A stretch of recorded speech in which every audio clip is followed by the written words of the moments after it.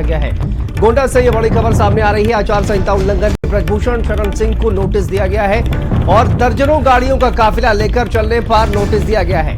DM के निर्देश पर एसडीएम ने नोटिस दिया है। एसडीएम ने 3 थानाध्यक्षों से भी जवाब मांगा है ब्रजभूषण शरण सिंह को लेकर। ये बड़ी खबर सामने आ रही है। आचार संहिता उल्लंघन की हर सूचना देना जरूरी है, ये भी देखिए कहा गया है। बिना नाम घोषणा के तैयारी में जुटे हैं ब्रजभूषण शरण सिंह और कैसरगंज से दावेदारी में ब्रजभूषण का नाम है। कैसरगंज से दावेदारी लगातार ब्रजभूषण सिंह करते हुए नजर आ रहे हैं और लगातार 2 बार कैसरगंज से सांसद भी ब्रजभूषण शरण सिंह रह चुके हैं। तो आचार संहिता उल्लंघन में ब्रजभूषण शरण सिंह को यह नोटिस दिया गया है। बड़ी खबर सामने आ रही है।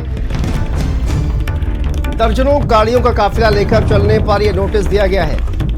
डीएम के निर्देश पर एसडीएम ने नोटिस दिया है। 3 थानाध्यक्षों से भी जवाब मांगा है इस पूरे मामले पर। आचार संहिता उल्लंघन की हर सूचना देना जरूरी है, यह भी कहा गया है।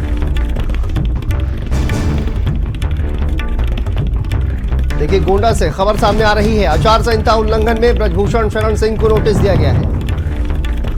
कैसरगंज से लगातार ब्रजभूषण शरण सिंह दावेदारी पेश करते हुए नजर आ रहे हैं और लगातार 2 बार से सांसद भी हैं ब्रजभूषण शरण सिंह। लेकिन आचार संहिता उल्लंघन में ब्रजभूषण शरण सिंह को नोटिस दिया गया है।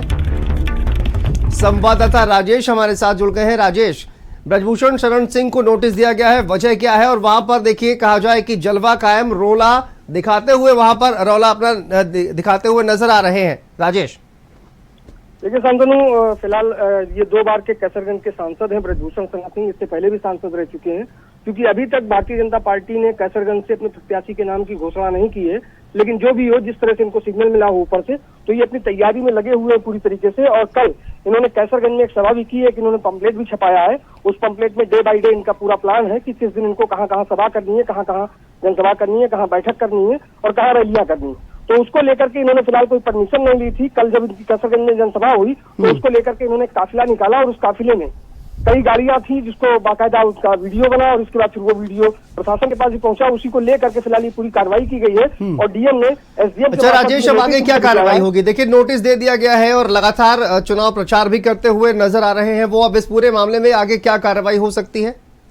देखिए शांतनु, जो खासतौर पे चुनाव आयोग के जो निर्देश हैं, उन निर्देशों का पालन हर प्रत्याशी को करना है, चाहे उसके नाम की घोषणा हुई हो या ना हुई हो। लेकिन अब वही बात है कि इन्होंने किसी प्रकार के जो चुनाव आयोग के निर्देश थे उनका पूरी तरीके से उल्लंघन किया गया और इसी को लेकर के धारा 171H, 188 और 144 जो ऑलरेडी पहले से लागू है चुनाव आचार संहिता लागू होने के बाद से, वो उन तीनों चीजों का इन्होंने उल्लंघन किया। उसी को लेकर के इनको पर नोटिस भेजी गई है और साथ ही साथ जो 3 जगह के थानेदार हैं उनको भी एसडीएम ने उनसे जवाब तलब किया है कि जब आपके क्षेत्र में इस तरह की नोटिस, इस तरह के चीजें हुई तो आपने इसकी सूचना तत्काल तौर पे चुनाव कंट्रोल रूम को क्यों नहीं दी, जिसकी वजह से ऐसा हुआ। तो फिलहाल कहीं ना कहीं देखा जाएगा तो एक प्रकार से जिस तरह से इन्होंने कल रैली निकाली और इसके बाद फिर उनको नोटिस इशू हुई और जो परमिशन इनको चुनाव आयोग से लेनी चाहिए थी वो उन्होंने नहीं ली। तो अब ये देखने वाली बात होगी कि ये चुनाव आयोग देखेगा कि इनके ऊपर किस की कार्रवाई की जाए, क्योंकि सारा जो पाता है वो फिलहाल चुनाव आयोग के पास है और जो प्रशासनिक तौर पर कार्रवाई हो सकती थी वो फिलहाल इनको नोटिस दे करके इनके ऊपर की जा रही है।